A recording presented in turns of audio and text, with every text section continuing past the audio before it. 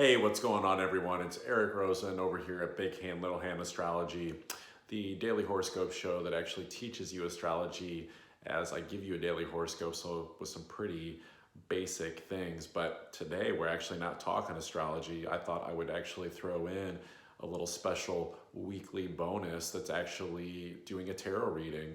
Believe it or not, tarot is actually really closely tied to astrology. Those two divination tools go really hand in hand together. So let's get right into this reading for this week. This is going to be from Tuesday. I'm calling this Tuesday Night Tarot until next week, Monday. And so let's see, this would be November 12th through, what would that be, the 19th of 2019. So I thought for this very first reading that I'd actually just do a quick 3-card reading, which a 3-card reading is always a past, present, future reading. And so the first card looks at what have we been dealing with from the past, what that we've actually overcome, like it's in the past now, it's no longer an energy that we're moving through.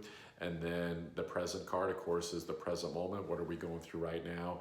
And the future outcome is what we look at when we can especially work constructively with the advice, the guidance that comes through on working through the present moment. So first card that we got is the 5 of Cups. So this is a tough card.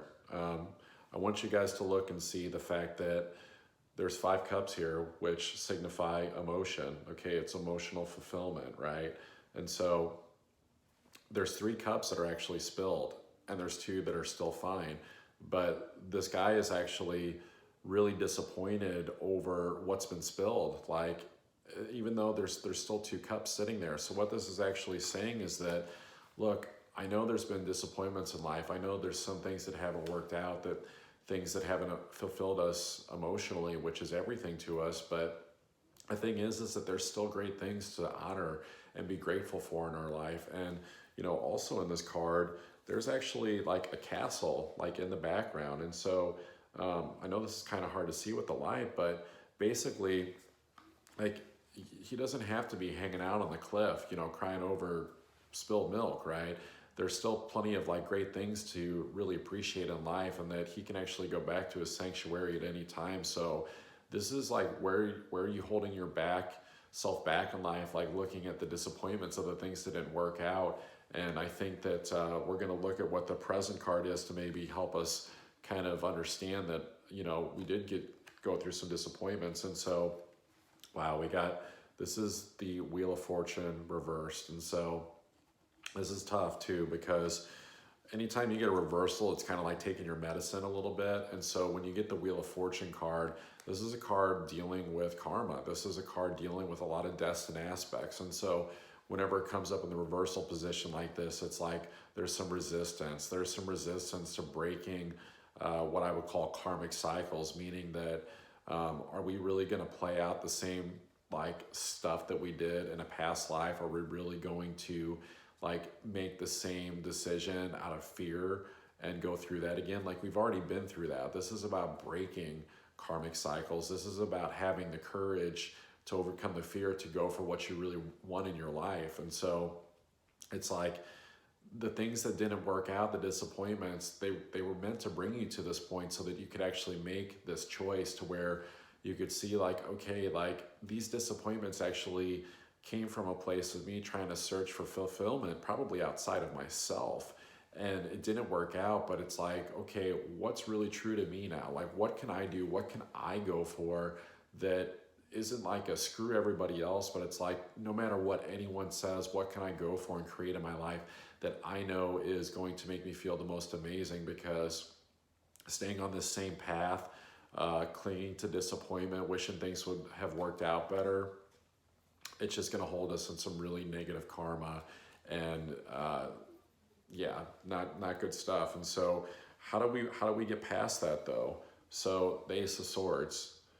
So this is talking about working with just mental clarity. Like, this is about, okay, got interrupted there. I should have put my phone in do not disturb or airplane mode. But what I was saying is that we actually have the the Ace of Swords. And so this is a card that's actually dealing with mental clarity. And whenever it's an ace, it's like, I am super clear. I know what I want to do.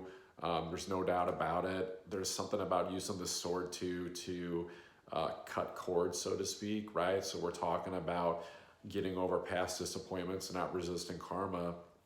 There's an aspect of using your thoughts, of using your intention, of using your voice to speak your truth, that it's like, okay, I know this stuff is really negative and toxic, and I am cutting ties with it. I am ready to move past it, because the thing is that you know how bad this feels, like clinging to stuff that you don't want to be a part of, but yet there's still a tie there.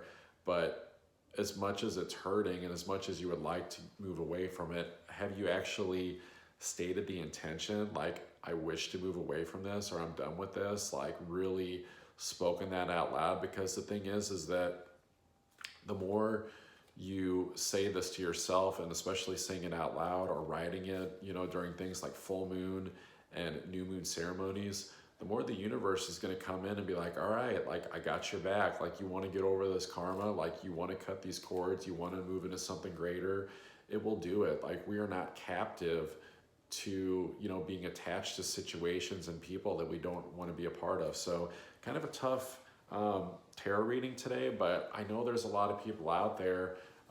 Unfortunately, it's a large majority where, you know, getting over our fears and moving into courage is really tough, because we don't know what comes next, but we also know that we're in some really toxic situations. And I think a lot of it too, that I'm feeling just intuitively here, is like a self-worth thing.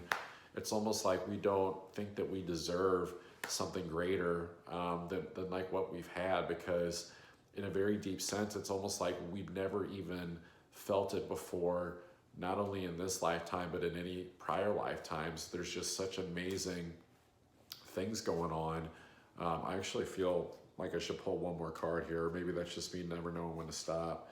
So yeah, the Five of Pentacles. So I know what this is, and I'm gonna like toot my own horn here a little bit. This is kind of like whenever, so when this card is actually upright, this is talking about whenever we've been going through some hardship. These people are really beat down. There's a little bit of like poverty going on here. They don't have a lot of money. They're really bandaged up. They don't have a lot of support, but there's actually a sanctuary here that they're passing by. But when it's in the reversal position, I think it's really speaking to like how hard, you know, will you resist, you know, someone trying to help you out. And I think that's what a lot of this reading is about today. So I hope you really take it to heart. I hope you really reflect deeply on it, because as someone who, you know, works with clients, works one-on-one with people, I can see the stagnation that's occurring in everyone's life. And come 2020, there's going to be a split. This has more to do with the astrology, but it's the people that have been getting in alignment and having the courage to go for what they want and just surrendering their attachments. I think it's going to be a pretty amazing year. And I think the people that have been like really doubling down on things that they know, they just don't want to be in. It's like a personal hell. It's almost like being in the jail. Like, you guys are like in the jail, but you're not like in the cell. Like, next year is like being locked up in the cell. And I know that might sound kind of harsh, but you know, as an astrologer, like I tell the astrology like it is. So I would say that I hope you guys enjoyed this this video today, but I know this there's a lot of Scorpio aspects here too, you know, with Mercury and Sun and Scorpio, like bringing the truth. And so I think though that this can be taken with a sense of compassion, and that it really can be a really powerful shift for people. It doesn't have to be cataclysmic in terms of if you choose to integrate this advice. So thanks so much for watching, guys, and I will see you next week on the Tuesday Night Tarot. Take care.